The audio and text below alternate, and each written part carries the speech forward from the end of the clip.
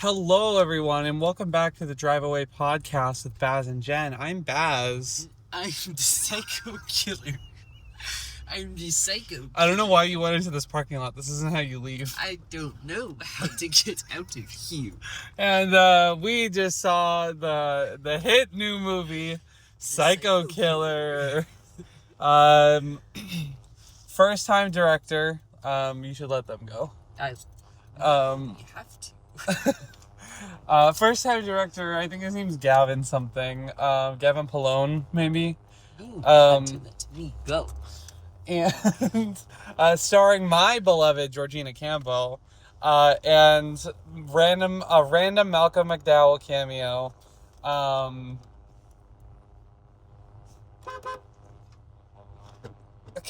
don't know what's happening. Make a decision. I don't know what's happening anymore. Yeah, dude, this movie sucked ass. This movie was booty cheeks. It debuted on Rotten Tomatoes with a grand 0%. To which I'm thinking, oh, it must be like a real shit show, but like maybe it's funny to be at a 0%. It's now since gone up to 10%. The killer talks like this. But with the real. But I mean, the thing is that 0%. Yeah, it's not fun. It's boring and bad and like really laughable. It's incredible how bad it is. We gotta stop. How is it only? It hasn't even been 2 minutes of this podcast yet. 3 miles. Yeah. So I guess TLDR on this. I'll stop with the voice now. Thank God. The killer actually talks like that, just like pitched down, and it's so fucking laughable. And like, and it's not like a voice changer in The Mask. Like it's just his normal voice. No, he just talks like this. It sounded like a fucking like bit voice that like Moist Critical would put on or something, and just like was doing the intention. But he's called the Satanic Slasher, which is like the lamest fucking name you can give a serial killer. And then simultaneously, like, they don't fucking give any rhyme or reason to like have any of the satanic shit involved. Like, it's just like a left turn into a nuclear war zone type fucking and then meltdown the plot. Government was actually behind it. Yeah, and the government according was to the behind end it scene. all. And like has him kidnapped prisoner. It's still in his mask, bleeding and shit. Like taking him back to a fucking hello. It's how did the fucker who wrote Seven write this? Because he wanted a paycheck, I think. Like, Jesus fucking Christ. Seven is one of the greatest fucking crime films ever. And they were like, yeah, we can do another detective serial killer story. Hell yeah. And I'm like, all right, I'm in. No. Holy fuck. Yeah, this script is really bad. Yeah. I can tell that Georgina Campbell was trying to make this something. And then, unfortunately, she could only do so much. Careful, this guy on your right. I see him. I have vision. And yeah, she did her damnedest. But there's just no saving this. It's like every single part about this movie is bad. Like, and I really hate to say that. But like the lighting looked so like student film who's like like the Nepo baby leader of the student film had enough money to buy a light pretty, kit. But it's like... But it looked so like student film, but like it was all blue and orange the whole time. They kept fucking like breaking the 180 rule and shit. They kept like fucking... Some of the shots were like okay, like they had some pretty good shots in there, but the editing to transition between the good shots was not good at all, and like the shots did not string together well.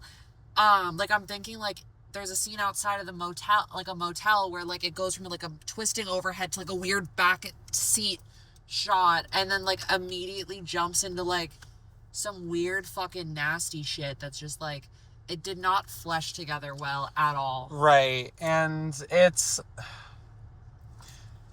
Yeah, like, I hate when I just have nothing but bad things to say about this movie. And it's like, I laughed at this movie for how stupid and not even just tropey, just cliche entirely it is. There's literally nothing original about this film at all. And Right. it simultaneously also, like, doesn't even fall into tropes, like, positively. Because, like, sometimes that's all you want in a movie, right? But it's like, dog, you do not have your blinker on. And you're trying to inch into my lane? No, this lane ends, babe. You gotta move over. Well, that makes a little bit more sense. I've been, like, waiting for you for, like, 5 minutes to move over. Well, you could have said something. No, but when I say things, you tell me to shut up. Anyways, back onto the podcast. The anyways to end the conversation. Because we're filming a podcast. Audio. I'm just being difficult. Yeah, no kidding. Just like this movie. This movie sucked. Yeah, I think the biggest thing for me, I did take notice immediately that the first guy who died in this movie was the black cop. Yeah. And it was so, like, the lead up to that scene was also, like, so dumb and had no tension because they introduced him and his wife cop who she pulls up on the side of the road and then they just stand 5 feet from each other talking into their radios to establish that they're lovers and cops. And then, like, that's it.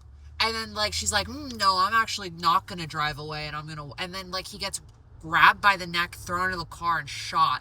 And it's like, okay, kind of like, you know, jump start of a kill, like, but it just was, like, so nonsensical to get there. Like, like, they had to have a reason for her to watch it. It makes, that's a lot of this movie, like, makes no sense. And I think my biggest issues with this movie is that it tried to pull themes of something. Like, I think they were really trying to comment on, like, masculinity being, like, well, so our main character, Georgina Campbell, I don't even remember, Jane, I think is her name. Like, they're trying to do, the thing of, like, oh, well, she's a woman cop, and she's a woman and she's so cop underestimated. that's And small and petite. mind you, the movie literally spells this out by having her go to, like, a mandated therapy appointment with a white male therapist, by the way, who says literally all of these things directly. And it's like, you might be feeling some of the feelings of, like, inadequacy. It's like, the word he used. Do you think we're stupid? Like, I think this movie was made for, like, 13-year-old boys. Yeah. And it's another, like, who will watch this and then go back to their middle school and be like, oh my God, you guys, I just saw the sickest movie ever. I can't say that. And I can't say what I want to say, so I'll refrain. Like, and I also, so the killer also, I'm sorry, the Satanic Slasher also winds up at Malcolm McDowell's mansion, where he's, like, the leader of a Satanist sex cult where he has a bunch of goths hang around. And, like, our Satanic Slasher thinks that he's, like, a true believer of Satan or whatever, and there's some fucking, like, code or something for this, like, sect of Satan, but, like, they just, like, have orgies and shit, and he just, like, does acid and, like, it's so dumb. And, like, again, not to be the friend that's too woke, but then he winds up going back to go kill all the naked people in the orgy. And I leaned over to Jen before, we were the only two people in the theater. I leaned over to Jen before this, like, as he was walking back into the house, and I said, how much do you want to bet the first people he kills are the naked women? And that's exactly what happened. The first 3 people he kills in the movie, which Baz was getting to, was the black cop, a woman, and a twink. Yeah, he actually wasn't that Twinkie. Yeah, but he looked like a twink on our establishing shots. Yes. But also, speaking of that, the fourth kill, that other woman who got killed, it made literally no sense. It's the girlfriend of the twink who gets his face bashed in by the sledgehammer. Yeah, a fucking truck hits her. Can I? So, like, she is running away from him, and then, like, a truck is coming down the road, and she starts waving her arms and screaming, help, and the truck guy, like, the driver hits the brakes, but then the truck, like, flips over and just hits her, and somehow he just sidesteps it in a way that, like, didn't make sense directionally. Yeah. And then the gas tank on the truck explodes. Yeah. And the psycho killer is, like, 2 feet away. away. There are so many moments where this movie wants you to think, oh my God, this killer's so badass. So much aura. Like, it is a movie for 13-year-olds who snuck in. Yeah. And, like, again, going back to this thing of like, This they're is trying to a movie comment that Evan Peters' character in American Horror Story Season 1 would really like. like they're trying to comment or make a comment on like femininity and masculinity and horror, but like it doesn't go anywhere. No. And there was some random shit about Malcolm McDowell on the radio talking about like erections, and I don't understand what it was trying to say about like masculine aggression or whatever. And this movie also like doesn't even like, the only thing that they use any of the like satanic shit for is just to be edgy and be like, oh, he carves pentagrams into the heads of his victims, he wants to open the gates of hell. But it's like, the movie doesn't like follow on with like, I know the Church of Satan and the Satanic Temple are different, but it doesn't follow along with either of them, but then simultaneously is just like, yeah, look at this cool satanic stuff. And it doesn't really like do anything with it. Like, he's just like, hail Satan, and then he's gonna like blow up the nuclear plant that like was gonna blow up when he was a kid or whatever. For some reason, I don't understand really what his point there was, aside from like killing a bunch of people. But like, it seemed like he was tied to it because he like tattooed the nuclear radiation symbol on his hand like 20 years ago. So oh yeah, and also on his left hand he has a tattoo that says no mercy. Yeah. And we haven't even talked yet about my favorite thing about this movie. 8chan? No. The intended, I would say intended, like trying to make him, I don't know if you folks on the fine internet are familiar with the phrase Tumblr sexy man. Dog, you cannot be in the left lane. You're a fucking 18-wheeler. Yeah, so they really, really wanted this killer to be a Tumblr sexy man. There are just, I get like so many shots that it's like, I know why they put this in here, and it's like for the teenagers who are going to watch this movie to thirst over. And hold on. Thank you. Like, it's just also like he kind of manhandles some men around in this, and it's like they were trying to make this movie for the gays on Tumblr and the girls on Tumblr.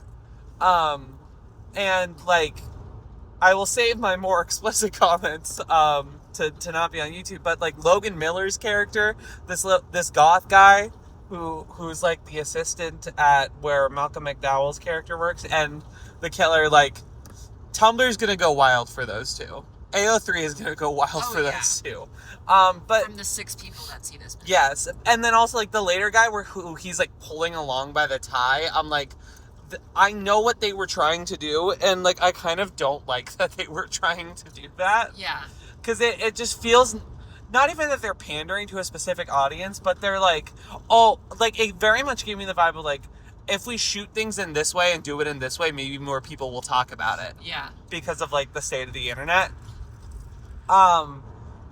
Yeah. It was like, so our main character is a cop who goes on a 2-week leave, so she's temporarily not a cop, and she goes to all these different cities, and she's a bumfuck Kansas highway patrol officer, and she's like pulling up to Baltimore and like the Springfield FBI office in Illinois, and is like, I need all of your files on the kill, and they just like give it to her, and then she like vigilante. Yeah, she gets away with a lot of shit. There's so many things, and then like okay, interesting. She encounters the killer and fights him a couple times, but like he just wrecks face with her and then like moves on, and like all she does is have a little scene where she's like, I'm so mad, and then like immediately next she like already knows where he is and is like has him in her sights or whatever. Yeah. And it's like, she has no struggle really aside from just getting the shit kicked out of her, because the movie can't end because it's 20 minutes in and she's kicking the killer. But like it just didn't feel like he was all that intimidating, because he doesn't kill her when he slaughtered everybody else. So like there's never a threat whenever she encounters him, because he's just gonna run away. And it's like he has shown that he has no problem killing people unintentionally, hence her cop husband, the opening kill of the movie. Like all of his victims, she even says, are victims of happenstance. So like, Why isn't she one of them the 3 times that they fucking fight each other beforehand when he has ample opportunity and no witnesses?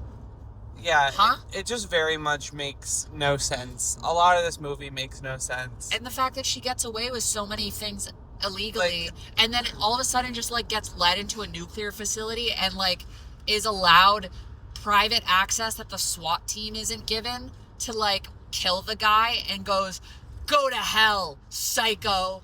And it's that's our big badass line. 2 separate 80-yard lines. Go to hell and psycho are 80 yards separately. They didn't get another take, and edited them together over her shot of killing him. And it's just so silly. Like, I'm gonna go on the official record, and now that this is on the internet, I mean, you'll see it on my letterboxd. But I'm gonna go on record and say I don't like Silence of the Lambs for a lot of reasons. Interesting. I have specific reasons why I really don't like it, but the transgenderism. Yeah, the transgender, the transphobicism. Yeah. Of Silence of the Lambs, but regardless, I just think it's a mid movie. Interesting. So I'll go on record saying I don't like Silence of the Lambs. However, it's so clear that this movie wanted to be Silence of the Lambs so bad. Yeah. But like trying to be edgier. Yeah, it wanted to be simultaneously Long Legs and Hard Eyes. Hard Eyes? Yeah. How? Big guy in a trench coat with a fucking mask that looks like that, killing people, and that's the whole. That's every slasher movie. But like just like the way he was shot and like done, just even the fucking poster looks like Hard Eyes to me. I like disagree. The vibes of like the media frenzy. No, he looks like the dude from My Bloody Valentine. I don't know. I haven't seen that movie. It's a more similar mask than I think Hard Eyes is a whack comparison, but I felt it was Long Legs and Hard Eyes squished together. Yeah, and the kills weren't good either. No, like, even the they orgy looked like scene, shit. Which they wanted to be like a cool oneer or whatever, like it was all CGI'd. I will say the guy, the Twinkie guy who got his face smashed in, that looked up pretty good. Yeah, I think the opening kill was the best one. And it was so fast and it was done with a gunshot, which is lame as fuck and not why I want to watch a fucking slasher movie. Right. Like, he grabs him by the fucking coat, pulls him in, and then shoots him immediately, like, as soon as his body... like, okay, cool, snap fast, great, awesome, right into it. But it's like, they could have done a much better... Like, he pulls up at the beginning of this movie, and it's immediately obvious that this is the fucking serial killer. And it's like, they could have done a way cooler, more impactful opening kill by like having this guy be really nice and kind and seeing this just from the cop's perspective, you know, being polite, cordial, whatever, so we don't have to see his face because they never want to show us his face for some fucking reason, even though we know who the guy is. And then like he uses his real name throughout the movie. She pulls up and then like, you know, says, "Oh hey babe, I'm going home to make dinner or whatever, blah blah blah," and then like as she's driving away or like getting into her car, bam, all of a sudden it happens. And like that would be, and that's what they wanted to do, but they just spent so, like they were like, yeah, we're gonna make this guy creepy and intimidating, and he talks like this the whole time, not with the Australian accent. I don't know why I went there, but he talks like this and just has this weird vocal inflection. Yeah, I mean, and it's so deep and so and it's just, it's lame, man. It's TLDR of it, this movie sucks. Yeah, this movie We've been complaining bad. For almost 19 minutes. This movie was ass. Yeah, it's bad. Georgina Campbell, sucked. please get a better rating. The acting sucked. The vibes sucked. It wasn't funny. It wasn't engaging. It wasn't campy. It was boring. It was boring AF. And like miserable. And just so uninteresting. Yeah. I at least had a fun bad time with The Strangers Chapter 3. I didn't have a fun bad time with this. Oh, I didn't even have a fun bad time with The Strangers Chapter 3. Yeah, but like I was enjoying myself. This, I was not enjoying myself in any semblance of the word. Yeah. Alright, Baz, what's your fucking letterbox rating? No, it's a half star. We're gonna give this a grand old half star. There you go. And it's... The thing is it's actually gonna go... like, The Strangers made me mad and upset. Chapter 3, I mean. This one, it's worse. Like, because at least with The Strangers Chapter 3, like, even though I gave it a half star and hated it, and there was a little fun there. It was in like... your heart of hearts, you know there was. in some ways it's a little campy, so there's like maybe something to enjoy. In your heart of hearts, we had a good time at that movie. In this movie, there was nothing to enjoy. No, I am so glad no one was in our theater because we were just fucking. There was one point I couldn't help myself. I forget. Someone said some like cliche ass dialogue line, and I go. This movie sucked. Yeah. This movie was bad. Half a star, no like, fuck this film. Not even like, man, this movie sucked. Yeah, alrighty. Well, we've got Pillion up next. Oh boy. Oh boy. Alrighty. I think we should combine the two. Oh geez, I think not. Okay, bye. Bye.